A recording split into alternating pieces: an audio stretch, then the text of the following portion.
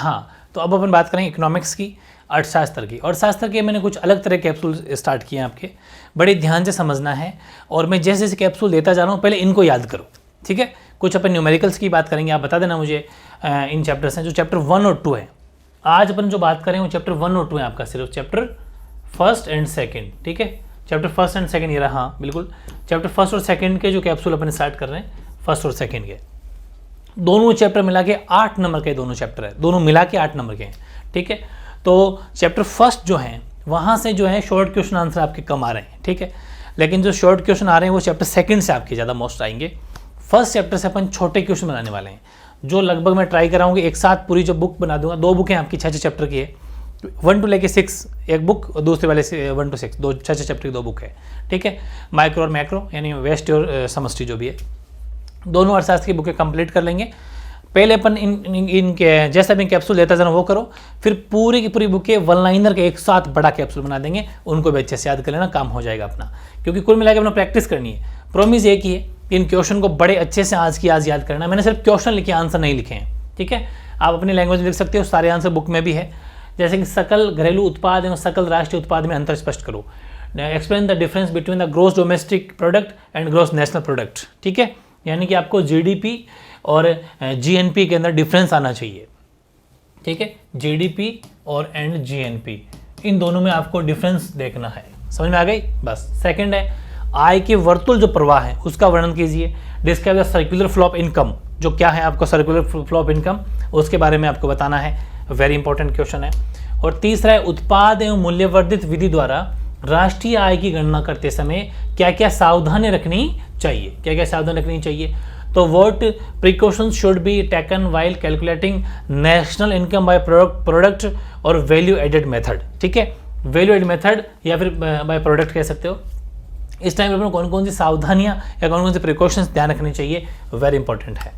और चौथा है अंतिम में मध्यवर्ती वस्तुओं में अंतर स्पष्ट कीजिए, explain the difference between final and intermediate goods. ये वो सिलेक्टेड क्वेश्चन जो आपको आनी चाहिए। छोटे क्वेश्चन आंसर की शानदार तरीके से अलग से एक कैप्सूल बना दूंगा, चिंता न करें, लगभग छोटे वाले सारे कवर हो जाएंगे और फिर लाइव टेस्ट भी ले लेंगे तो कवर हो जाएगा मामला, ठीक है। ये चीज़ है। 5वां है राष्ट्रीय आय की विभिन्न अवधारणाओं को स्पष्ट कीजिए, explain different concept national income. मतलब नेशनल इनकम में कुछ कॉन्सेप्ट है जो आपको आनी चाहिए, ये कोई छोटा क्वेश्चन नहीं है, 2-2, 3-3 लाइन के, और सभी के फॉर्मूले ध्यान रखना, विद सूत्र फॉर्मूले आपको आने चाहिए इन सब के। यानी कि आपको इन सब के फॉर्मूलाज के साथ में लिखना है, जैसे कि सकल घरेलू उत्पाद क्या है, जीडीपी क्या है, उसका सूत्र फॉर्मूला भी। दूसरा सकल राष्ट्रीय उत्पाद GNP, gross national product GNP, इसका भी फॉर्मूला प्लस उसकी 2 डेफिनेशन, मतलब डेफिनेशन परिभाषा प्लस सूत्र, परिभाषा प्लस सूत्र, ये आपको याद रखना है। न्यूनतम राष्ट्रीय उत्पाद NNP, net national product NNP हो गया। चौथा कारक लागत पर निवल राष्ट्रीय उत्पाद एनएनपीएफसी, यानी कि net national product and factor gross cost. और फिर व्यक्तिगत आय पीआई, पर्सनल इनकम। और फिर है व्यक्तिगत प्रयोज्य आय यानी पर्सनल डिस्पोजल इनकम पीडीआई। इन 6 की 6 डेफिनेशन प्लस फॉर्मूले आपको याद करने ही करने हैं। 101% कोई ना कोई क्वेश्चन आपको वहां पर मिलने वाला है। अगला सकल घरेलू उत्पाद की 3 विधियों, वे आय उत्पाद, इनका आरेखीय चित्रण करना है। वो डायग्राम वाला जो है ना ग्राफिकल, वो करना है। Right a diagrammatic representation of the 3 methods of GDP, expenditure, income, product. I think सब आपको आंसर मिल जाएंगे, आपके पास में बुक्स वगैरह होगी। फिर भी अगर नहीं मिले तो कमेंट कर देना, नेक्स्ट में आपको आंसर अवेलेबल करा देंगे। और तो क्या है, वैसे मेरे हिसाब से आंसर आपको मिल जानी चाहिए, तो टाइम वेस्ट क्यों करें, आराम से आप अपने लैंग्वेज में आंसर लिख सकते हो, कोई दिक्कत वाली बात नहीं है। और 7वां क्वेश्चन है राष्ट्रीय आय की गणना की व्याख्या आय विधि, ठीक है। व्याख्या आय विधि से कीजिए, व्याख्या करनी है लेकिन आय विधि से। Explain the calculation of national income by income method से, ठीक है, ये हो गया। और फिर 8वां क्वेश्चन है सकल घरेलू उत्पाद एवं कल्याण में संबंध की व्याख्या कीजिए। अथवा यही क्वेश्चन ऐसा भी पूछा गया है, सकल घरेलू उत्पाद बढ़ने के साथ साथ कल्याण में वृद्धि नहीं होती, इस कथन के संदर्भ में किन्हीं 3 कारणों की व्याख्या कीजिए। या फिर सकल घरेलू उत्पाद के प्रत्येक वृद्धि कल्याण का सूचक नहीं होती, कथन को 3 तर्कों के आधार पर स्पष्ट कीजिए। बात वही है, क्वेश्चन घुमा फिरा के पूछा है। Explain the relation between gross domestic product and welfare.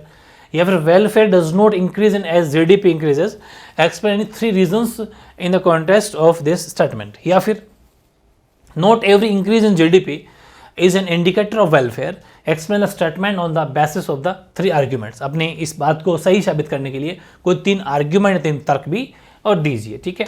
और ये लास्ट क्वेश्चन 9वां, कारक भुगतान एवं हस्तांतरण भुगतान में क्या अंतर है? What is difference between factor payment and transfer payment, ठीक है। और लास्ट 10वां क्वेश्चन है, स्टॉक और परवाह में भेद स्पष्ट कीजिए, अंतर स्पष्ट कीजिए। या फिर निवल निवेश और पूंजी में कौन स्टॉक है और कौन परवाह? हौज में पानी की परवाह में से निवल निवेश और पूंजी निवेश की तुलना कीजिए, ठीक है। अथवा स्टॉक और परवाह में भेद, मतलब बात वही है, क्वेश्चन को घुमाया है।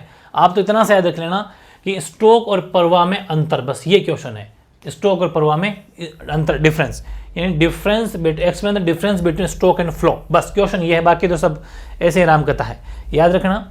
Difference between stock and flow, explain the difference between stock and flow, यानी कि स्टॉक और परवाह में भेद स्पष्ट कीजिए। वेरी वेरी इजी है, ये वाला एक छोटा सा क्वेश्चन देख लेना, इसका आंसर आपको देना है, ठीक है। तो कुल मिला के 10 टॉप लेवल के क्वेश्चन हैं। ये छोटे छोटे कैप्सूल एक प्रयास है, एफर्ट्स हैं, जिससे आपको याद हो जाएगा, एक बहाना मिल जाएगा तो इसे बहाना याद कर लोगे। तो ये 10 क्वेश्चन अगर आप कर लेते हो, कितने? 10 क्वेश्चन, 100% मोस्ट है, बहुत ज़्यादा इंपॉर्टेंट क्वेश्चन है। 100% आपके एग्जाम में यहाँ से क्वेश्चन मिलने वाला है। फिर अपन MCQs की भी सीरीज चला देंगे, छोटे वाले 1 लाइनर की सीरीज चला देंगे। ओवरऑल मतलब कहते हैं ना कि अपन शानदार तैयारी इकोनॉमिक्स के अंदर कर लेंगे, ठीक है।